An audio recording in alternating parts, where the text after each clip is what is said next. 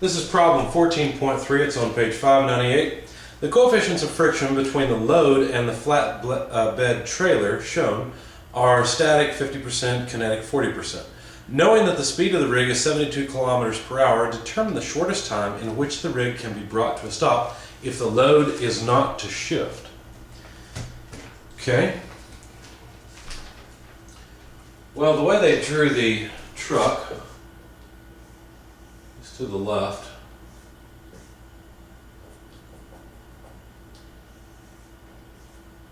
Or the tractor.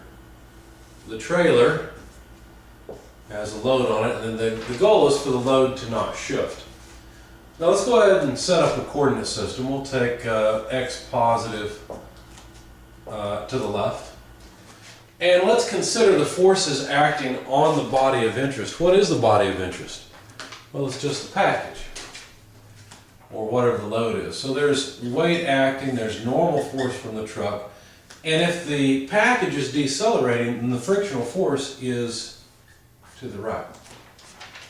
Because if the frictional force on the package was to the left, then the package would accelerate. Now, a lot of students get confused because they don't think of the forces on the body whose motion we're studying. Okay? Now, their intuition kicks in and they think, oh, well, there's a force on the trailer bed. Yeah, that's true. There's a force in this direction on the trailer bed. That's right. There's an equal and opposite force. But the force on the package is to the right because the package is slowing down. It has velocity in this direction, but it's losing velocity, therefore its acceleration is to the right, not to the left. Now, the initial velocity of the trailer and the package, therefore the load, is 72 kilometers per hour. If you convert that to meters per second, you find it's just 20 meters per second. The kinetic and static, so kinetic and static coefficients of friction are, as I said, 50% and 40%. Now, if the package is not to shift, then we really have no need for the kinetic coefficient of friction. It's just the static coefficient that we're interested in.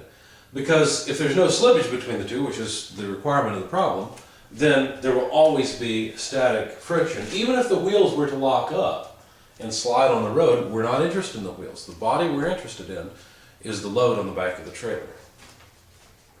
So we require that load not shift. Okay, so we want to find how much time it takes to bring the package to rest if it's not to shift. So let's write our momentum balance, or the momentum balance. The final velocity of the package will be 0, and the only force of interest here is the frictional force. Let's just write it. The frictional force would be equal to mu n, but the normal force is equal to the weight force. How do you know? In this case, you know it because there's no acceleration of the package in the y direction, only in the x direction. So this would just be mu mg. Notice the mass of the package is not given. And your intuition may kick in and you may feel like that the mass is really needed in order to solve the problem. But in fact, the more mass there is, the more force will be required to slow it down. But the more mass there is, the more force that will be available because the frictional force that's slowing down the package is proportional to the mass. So it all works out and the mass drops out of the equation ultimately. Anyway, so let's see, the frictional force is constant. It will come outside of the integral. So let's write mass, initial velocity, or initial momentum, plus the frictional force, which is just mu mg times delta t equals 0. Solving for that amount of time, delta t, it will be the minimum amount of time when the friction is at its highest. So just rearranging the equation, it would look like this. Now let's see, the velocity is in the positive direction.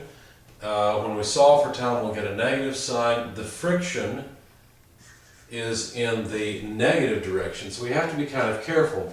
When I plug in the friction, I should have plugged it in with a minus sign, okay, because the friction acts to the right, which is against the coordinate system. So anyway, there will be a negative sign. Both of them will end up canceling. But anyway, this will be mu mg G, and I forgot my other term, I'm sorry. I'm trying to do too many things at once. So I forgot to multiply mass there. I need the initial momentum. So notice that the mass, as I said, cancels out. And then all we have to do is plug in the numbers. This velocity is 20 meters per second. The friction coefficient we're going to use is a half because we want the minimum time. So notice we want the friction coefficient to be as large as possible. So 50% times G, 9.81 meters per second squared. And plug all that into your calculator. You should get about 4.08 seconds. So that's how long it takes for the tractor trailer to come to a rest without the package slipping or without the load slipping.